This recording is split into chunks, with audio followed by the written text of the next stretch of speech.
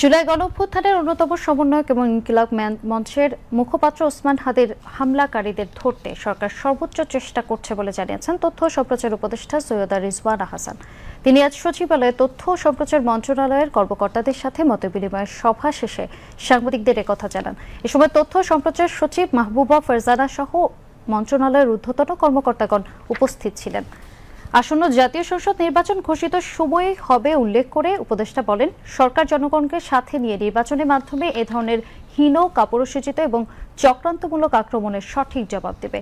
বিকৃত তথ্যের মাধ্যমে যেন কেউ নির্বাচনের পরিবেশ নষ্ট করতে না পারে সে ব্যাপারে সবাইকে সচেতন থাকার আহ্বান জানান তথ্য ও সম্প্রচার উপদেষ্টা।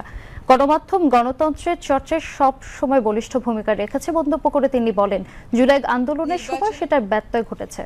পরিবেশ কেউ সৃষ্টি করতে না পারে অন্তত তথ্যের মাধ্যমে সেটাও আমাদেরকে আসলে নিশ্চিত করতে হবে।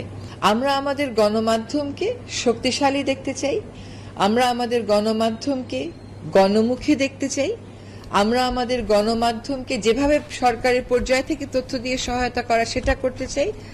একই সাথে তথ্যের যেন খণ্ডিত বা বিকৃত উপস্থাপন করা না হয় সেটাও দেখতে চাই। আমাদের এবারের নির্বাচনটা তো কিন্তু কেবলমাত্র আপনার নেতা নির্বাচন হচ্ছে না, এটা আপনার একই সাথে একটা গণভোটও হচ্ছে।